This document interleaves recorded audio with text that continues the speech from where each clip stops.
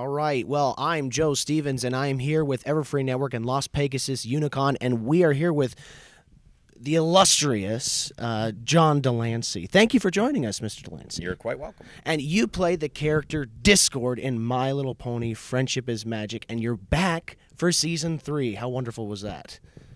Was or is? Well, is. It's great to see you again. I mean, Yes. everyone loved Discord in Season 2, the premiere, the great and powerful Discord coming in and just messing with everything, and then we get to see him redeemed, coming back and redeeming himself. So how was it like coming back to the show and being able to see that character go through such a change and being in that character, seeing that transition?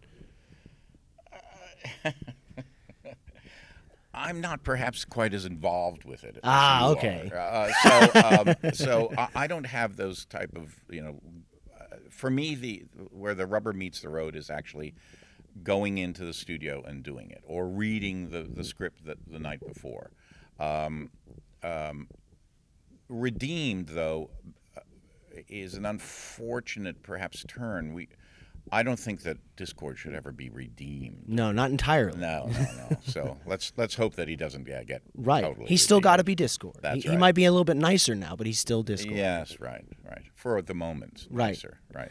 And you also, in addition to being the character Discord, you have created the Brony documentary, the BronyCon documentary, and that is out. It is released. What's the reception been to it so far? Well, the reception has been, for the people that we made it for, the reception has been really terrific. For the people who contributed to the Kickstarter, for the vast majority of them understood what the point of the documentary was about, and are very receptive. For the people then who are the larger audience, which is really to understand that this is a documentary that was not made for bronies. It was made for people who have a negative idea about who bronies are. And for those people, it's been really well received. Changed people's minds and perspectives. Changed people's minds, which was the point of the exercise. The point of the exercise was not to create some sort of little, esoteric explorations of bronyhood in sort of the darker reaches. Well, we know who we are. We need to share who people you are. got it, and that was what the point of it was. And for those people, and a number of them have actually come to my house to see the show. So I'll have screenings every once in a while, which comes with a complimentary dinner. Those people who are just professionals, they're doctors and lawyers and a couple of architects and what have you, who had actually no concept of who bronies were. Do they come in with a negative attitude? Well, yes, because in a way I'll set them up. I'll say, so it's going to be a thing about bronies. Yeah. Well, John, I know you've been working on this. What are bronies? What's a brony? A brownie? No, a brony. Okay. A brony is a 20. And I enjoy the setup. A brony is a 20-year-old guy who watches a cartoon intended for 10-year-old girls. And you can see their minds going, like that. I said, so now let's go downstairs and take a look at the film. And afterwards, at dinner time, the last group that was there, one woman said, a doctor, she said, after you said that, and I have to say in the first few minutes of the film, I found it the whole notion sort of repugnant. By the time I finished the film, I was really, not only did I like all of the people who I saw, and I was so impressed, but I really had a journey in myself who I consider myself to be a rather open, tolerant, progressive, smart person. I really it had allowed me to kind of examine myself and my own view of the world and how it works. So she said, for me, this was... it sounds a little overspeak, but exaggerated. A life-changing event for me to have watched this. And it's good for the individual who's watching it as well as for the community. That's an interesting perspective. And that's an experience that I've had now. Let's see now, how many people? I'd say 10 or 12 people have seen it I mean, of my friends. Right. And You've had screenings and three such. or four of them have said the same thing, that there was a push and pull and push and pull. Like, yes, yes, yes. I'm like, no, no, no, no, no, no. Let me look again. And I'm like, oh, yes. And so you've pulled me further and further away from my own staid notions of what humanity does and needs, and how people interact and all those type of things. Well, what an extraordinary, I don't know if this is the right word, but an extraordinary gift to the Brony community that you're able to deliver this message to the world, because this is the biggest problem facing the Brony community, is the hate or the negative perception to people who are not in the know. And so getting people in the know and educating them about this is the best thing for the Brony community to have. One of the things we kept in mind, Mike and I kept in mind, a couple of major, when you create something, you have to have an audience in mind. You know, a face that says something, and then another face that represents something else. One of the faces that I had in mind was an email that we got saying, "Is this a documentary that I'm going to be able to show my parents?" Okay, that was an ongoing theme that we had. Also, is this something that I want to make sure that I take you through the journey that actually I went through, right? Okay, that everybody who when you say to 20-year-old guys are watching, right, you spoke of that in the past. You're talking about, yeah. They kind of, their eyes kind of go. I want them to go through that journey, so that we have this big obstacle there, because right off the bat, most people will go, well, these are just a bunch of perverts, and then you go, let me take you by the hand through this experience, and let's see where you end up at the end. And like that kid's father, he goes, sort of begrudgingly a little bit, but yeah, I guess I'll watch the but he was so there was the kid or whoever he was who said, I'm going to be able to show my parents. There was the parent at large. There was the general society at large. There were the people like the Howard Sterns and the Fox Newses, and people who actually was saying, well, I'm not quite sure whether whether my son being a brony or a terrorist. I'm not. And you kind of go, well, you're out of your mind. You're out of your mind, and you need to be educated and in a reasonable sort of way, and hopefully at the end of it you'll come out of it and going, well, okay, it's not the show that I would watch, and frankly it's not the show that I would watch, certainly, but I don't watch much of anything. But I applaud the people who do, and mostly who take such good things out of it and apply that in their daily lives, and that is really unusual. And so that's what we were trying to celebrate. Well, it's such a wonderful individual journey and an enlightening journey. And we actually have a bit of a press conference going on here. We have a lot of different people. Guys. So, hello. I think that we'll just go. Is there a particular order we're going to go? Or why don't we just raise our hands, sing out, and if you want to ask a question, and we'll repeat it out here. Well, how about what kind of roles would you like to take in your animated career? Like, would you like to be the villain again? Would you like to be a teacher, the protagonist, the side character, main character? So what kind of roles in your future of your animation voiceover career are you looking forward to doing? I don't look for roles, because the fact of the matter is that people call me and they have something. So it isn't as if you go out and you say, I'm only interested in roles that have to do with teachers or something like that. At that point, nobody calls. I think you'd be a great teacher. Yeah. So the most that I can really do is to say yes or no. And at that point, the first thing I do is I say, well, let me see the material. Yeah. I did when video games were first coming out, I made the mistake. I just got hired. It was just come and do it, and I didn't read the material. It's so they're so big, and they're mostly one-liners like get out of the way, or ridiculous stuff like that. So I'm there, and it's about I don't know, 15, 20 minutes into me recording, and then all of a sudden I went, wait a minute now. I'm in a car and I'm shooting somebody in another car? He goes, yeah. I said, but this is like a drive-by then, shooting. Yeah.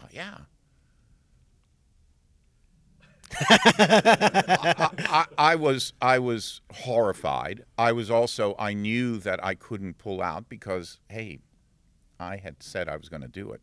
But I learned my lesson at that point. I went, read it all. I have to read it before. It's hard to surprise in a drive-by situation when you're in a visual situation. They put you in the car. You can tell that's coming. Well, I mean, it was just so, it's so contrary to what I think is what we need as a society is video games about shooting people and about, drive-by shootings. Less drive-bys, more bronies, right? Yeah, there you go. You got it. Okay, next. Yes. Shamrock of Celestria Radio. I had some questions about, in regards to the BronyCon documentary, some of the people that might have had a few, disagreements or whatever about the documentary, some of that has been attributed in part to some of the expenses that were laid out afterwards and how much was being charged to have actual copies of the material.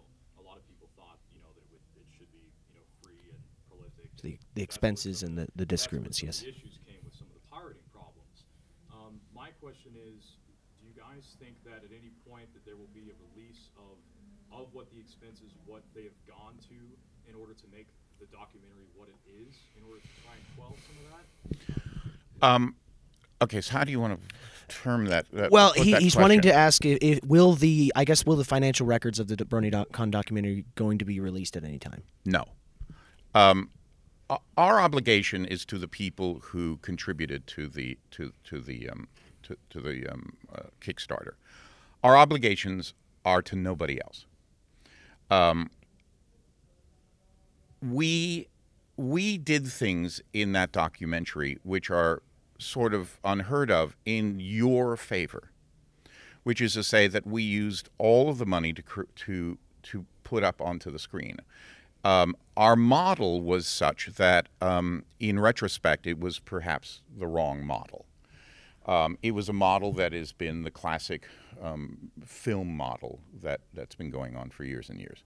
When we asked for $60,000, we had already pre-planned that it would be 2 cameras at a 2-day event, which would then require 6, perhaps 8 weeks of work. And we were comfortable with that. It's not a big commitment on our part, and it's one that seemed all very, very doable. When we got $322,000, and you weren't asking for $322,000, and we were not asking for that, we were both delighted but a little horrified because now we felt an enormous obligation to make sure that we use that money wisely and used all of that money that way. But we were now into a film that had gone from sort of a quasi-amateurish type thing into a full network film with all of the attendance things that go into that. That is, when you go from 2 cameras to 6 cameras, you go from 50 hours to 450 hours. Right. You're not just tripling the content. You're more than tripling. That's right. You have then not just 1 editor. You have 4 editors. You have machinery. I mean, equipment that has to. You just have a lot of equipment now that you have to buy. It isn't the type of thing that one can sort of do. And I know that the general public has come to this sort of prosumer kind of, well, I have whatever. Well, you have to beat the thing that you can buy at Best Buy.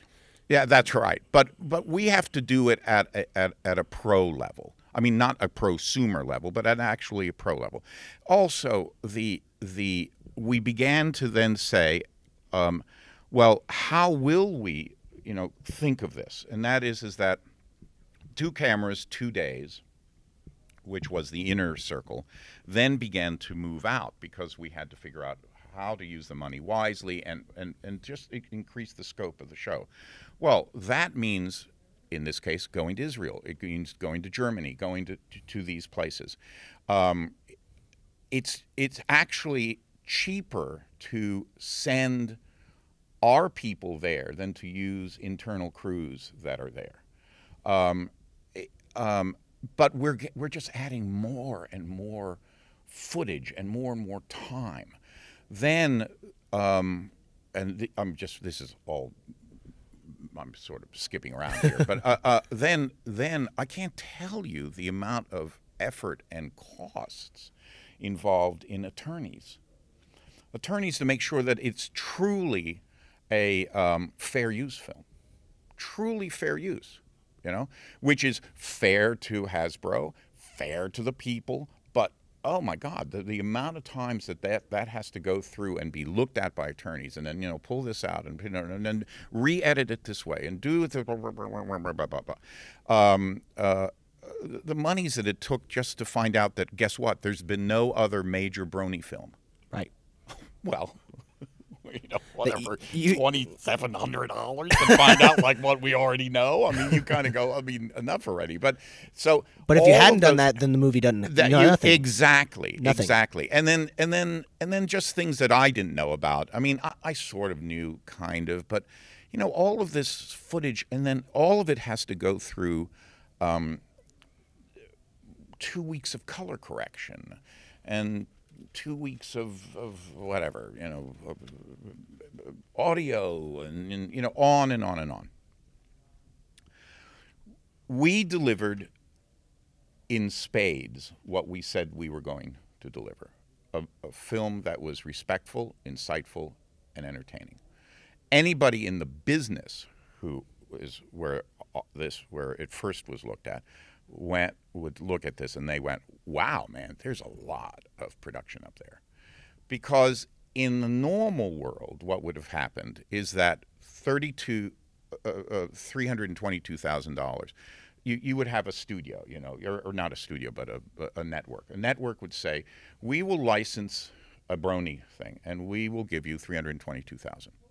The company would then take, I don't know, a quarter, a third off the top, and pay the company for all of how the producers and all that, however they want to organize that. Because these are the people that are making that production. That's right. And then what would actually go up on the screen would be $222,000, not $322,000. Mike and I made a choice, which is ultimately perhaps not, knowing what we know now, was perhaps not the best choice. We simply said, that's one of the things that we've sort of, the way, a third off the top or what have you, we can't do that.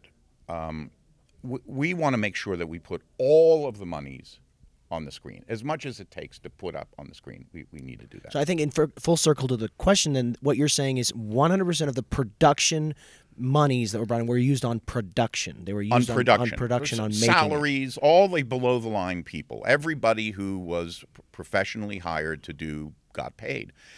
And there were 6 people who what you normally do is that the writer gets a percentage of the back end, the director gets a percentage of the back end, and in this case, Lauren, who we brought into the project, and we gave her a percentage when we said, and it was really important because as far as I'm concerned, this is Lauren's show. She created this show, and I wanted everything to go through her to make sure that we were getting it right. But that means access. She's on another show. She has a lot of work to do. So you have to say, Lauren, we're going to give you a piece of the show. But that means we need to be able to give you a call. Tara, same thing. And then Mike and I. Mike is really the person who has done the vast majority of the work. The vast majority of the work. He has become a one-man production company. For this. So the notion is that we would give this to the people who paid for it, and we would sell it to the people who hadn't, with the notion that from that sale, those other 6 people would be taken care of. Mostly, I wanted to make sure that Mike was taken care of, the writer and the director, what have you. I'm not so concerned about myself, and I'm sure that, frankly, Lauren and Tara are not quite as concerned because we're in a different category. When we sent it out, as we had always wanted to do, to the people who had contributed, to discover within, I don't know, a half an hour that it was simply all around the world, all of a sudden we saw our model crash. And it was unfortunate and sort of hurtful, because we went, this is not going to be, we're not going to be able to recover on this. For those who think that it's free, if you didn't pay for it, it's not free. I understand that, and listen, I pirate stuff too. Okay? I understand that. And sometimes one can justify, you go, well, it's a big company, and it's, or this is, but in our case, we only have one product, right, which is this. Right. So, and who the people are. It's Mike and Nat and Laurent and John and Tara and Lauren. Those are the people who you're affecting. Right. So that's where we are about it. I don't need to prove to anybody that we spent the money properly. Nor do I need to justify to people who were, carrying on. I mean, we got sometimes such ridiculous stuff that I don't even read anymore, because it doesn't matter to me. The film is done. It's done. We like it. And the people who we really wanted to like it. To engage in discussions about how dare we not include a segment on clopping is absurd, and more to the point, actually works against you. Well, it's interesting you say that it was meant for the people who know nothing about bronies, and it was meant to be a positive thing. So, almost that runs contrary to the point. It totally contrary to the point. It's even gotten to the point is that now that every once in a while, somebody, a reviewer will see it. These reviewers don't know squat about bronies, so they will watch the film, but because they are also looking for heat, they will go onto the websites, and they will look at all of the the trash talk, and then they'll put it on. And what's the irony is that nobody's questioning me in terms of what my lifestyle is, but the whole notion of the film was to shed some good light on your lifestyle. So if this reviewer is then taking all of the trash talk and putting it into the review, it completely nullifies the point of the film. So in a way, some of the community out there is literally shooting themselves in the foot. Do I care? No, because I'm going to move on to another project. But there you have it. So I would say that for those of you who are really concerned about the image of your community, you have a film that is a good primer, a good start-off point for people who, in months or years to come, want to do another documentary and make sure that it's, it includes all of the whatever they want on it. That's fine too. I don't care. Right. I think we have another question going. Yeah. Silverman with F.O.B. Equestria, sir. I was wondering, with the explosive rise of MLP fandom, do you go to more Brony conventions or Star Trek conventions? And a second question to that is, how many similarities do you see between the two fandoms? It's a great question, yeah. Star Trek fans was kind of looked down on a little bit. They're all nerds who live in their parents' basement.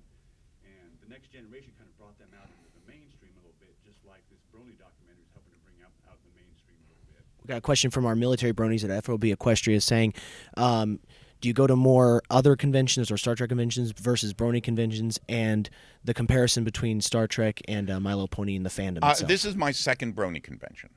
The first one was BronyCon almost a year ago or whatever it was. The similarities are, there are a lot of similarities between the two fandoms. And one of the reasons in which I was convinced about doing the film is that while Mike came up with the idea and he said, well, let's do a film, my first response was no. And no, not because I had any particular point of view about bronies, but because I went, well, I've only done a voiceover on one. Why would I all of a sudden become an expert on bronies or My Little Pony or what have you? It was when I met the general brony population, and when and when Mike sent me some really unpleasant media things about them, that I said to myself, I wasn't in on the beginning of Star Trek. I was in on the beginning of The Next Generation. But those beginning fans of Star Trek, classic Trek, they had to brave all of this sort of ridicule about being, really nerdy and, something's a little weird and stuff like that. And I saw that this group was going through the same thing. And actually, I was now at the beginning of it, whether I was in a year into it or whatever, 8 months into it, I was sort of at the beginning of it. And because I feel strongly about the fact that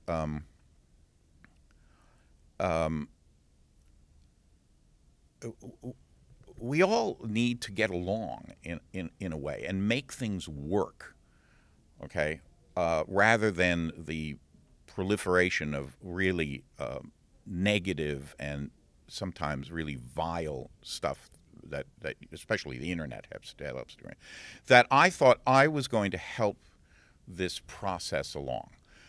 I wasn't going to live in the process. I was just going to help it along for a while. Well, I thought at first it was going to take 2 months. It turned out 10 months, and maybe I'll be involved even longer.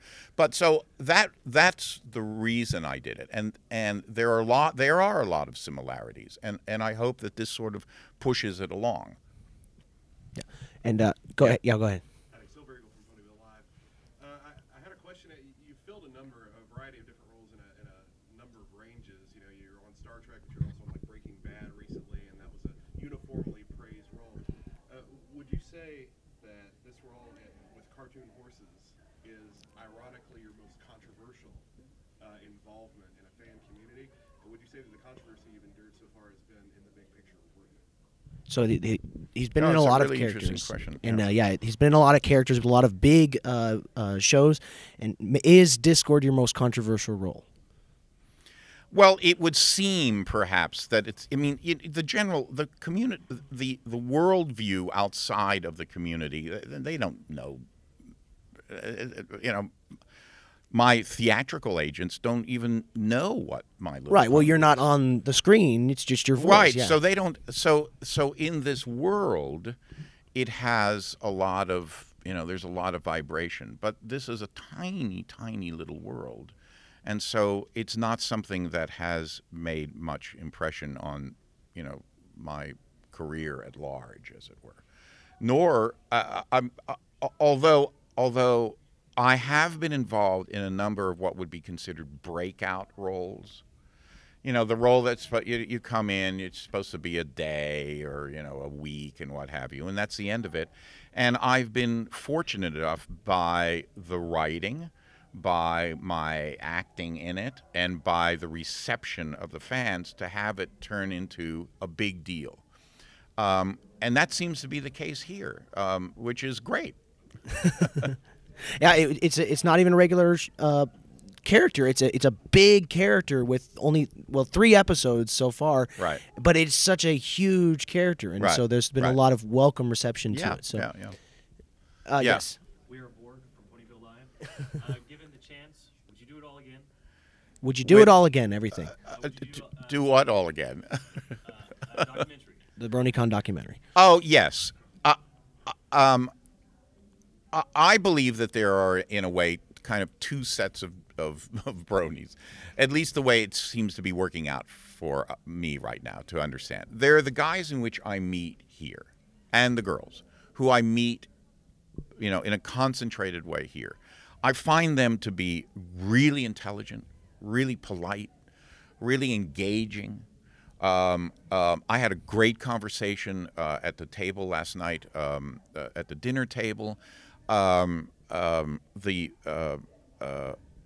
Nick, who we hired specifically to be on our production team because he is a brony, and he came to my house in the first day to drop off some hard drives for me to start looking through stuff and what have you. And I said to him, how long are you going to be with us, Nick? And he said, well, Mr. Brokoff thinks that it'll be, maybe as much as 5 days. I said, well, Nick, I'll tell you something. If you do a good job, you're going to have this job for at least 2 to 3 months. Really? Well, this is 9 months later. He's terrific, and he's he's such a good example for me of what the brony community is and does, and the passion and the love of both the show and what the bronies themselves, the love of the bronies themselves. That's right, and also making things work. If there's a problem, let's make it work. Let's fix it. Let's get together. So all of those things have made it for me to say that I would do it again. I think we have time for one more question. Do we have anybody that we didn't get to yet? So go ahead.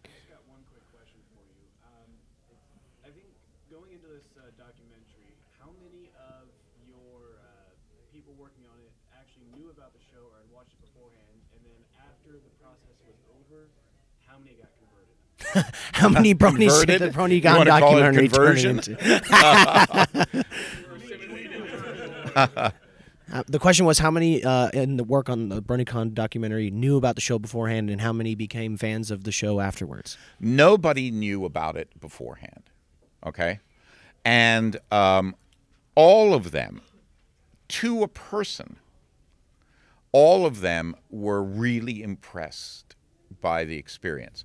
I had some friends who, when you do something, you especially as quickly, you sort of end up hiring your friends. You don't hire people you don't know. You hire people you do know. So at the Brony convention, when we had 6 camera crews there, the 6 main people were all people that we knew, and these are sort of, dare I say, kind of hard-boiled, camera guys who go in, shoot the thing. And they all were talking afterwards going, this is an amazing group. My God, this is an amazing group. So that was one of the things in the documentary that I was particularly concerned about, which was to be able to capture that enthusiasm. You saw a great deal of enthusiasm in that, and enthusiasm is very hard to capture on film. Energy. So whether they all have, whether they all go and watch My Little Pony every day, I can't tell you, but I know that they walked out of the experience with a really positive outlook. Well, I think anyone who watches the documentary who hadn't known anything about bronies has to walk away from positive. And we love the gift that you've given us to allow us to share the passion and love that this community, because we all, like you said, we all want to get along, and we all want to live in a world where we can accept one another for liking ponies or liking Breaking Bad or liking Star Trek or however. But thank you very much for doing this, Mr. de Lancie. This has been a wonderful day. And if you have one last thing to say to the community, we thank you so much. There's anything you'd like to say? Keep it up. Keep it up. And we do you still believe in us? Are you still with us? Yes, absolutely. Well, so that hasn't changed in any way whatsoever. Good. Well, Thank you very much, Mr. de Lancie. We believe in you, and thank you for believing in us. All right. This is Everfree Network for Las Pegasus Unicon. Thank you very much.